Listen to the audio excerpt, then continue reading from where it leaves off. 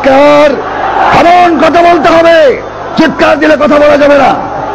আজকে আমি ভারাক্রান্ত দিল নিয়ে এখানে এসেছি। আমি প্রশ্ন করতে চাই, এটাকে হিন্দুস্তান না মুসলমানের দেশ?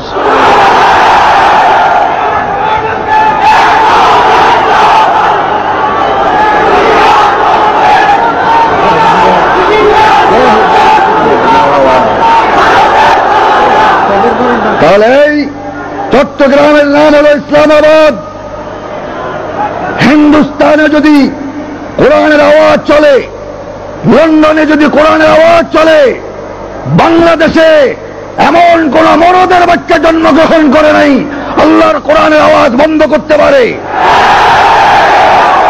এই কোরআনের আওয়াজ জমিনে টিকায় রাখার জন্য প্রয়োজন যদি হয় লক্ষ লক্ষ মুসলমানের লাশ জমিনে পড়বে, কিন্তু আল্লাহর কোরআনকে ভুলণ্ডিত হতে দেওয়া হবে না।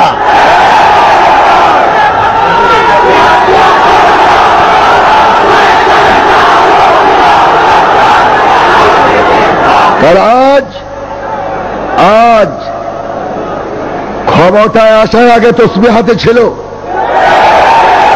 এক তসবিহ দিয়ে 12 কোটি মুসলমানকে ধোঁকা দেওয়া হয়েছে। এই তসবির পিছনে কি ধোঁকা ছিল আজ 12 কোটি মুসলমানের সামনে প্রকাশ হয়ে গিয়েছে। আমি রাজনৈতিক আলোচনা করতে আসি নাই, এবং অনেকে টেলিফোন করে জিজ্ঞাসা করেছিল খতিব সাহেব তফসির মাহফিলে যাবেন কিনা।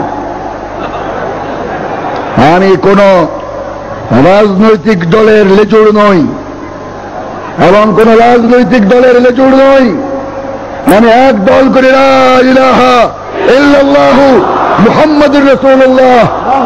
আমি চট্টগ্রামে স্বেচ্ছায় এখানে খতিব করার জন্য আসেনি, আপনারা দাওয়াত দিয়ে আমাকে এনে এখানে আমার সেই দায়িত্বভার গ্রহণ করেছেন, ঠিক কিনা বলেন? কেউ চোখের রক্তিম চোখে আমি ভয় করি না। প্রয়োজন যদি হয়, আবার যদি কোনদিন আমার এই মসজিদের উপর, শাহী মসজিদের উপর কোন বেয়াদবি হয়, গোটা চট্টগ্রাম আগুন জ্বলবে, যে আগুন নিভানো যাবে না।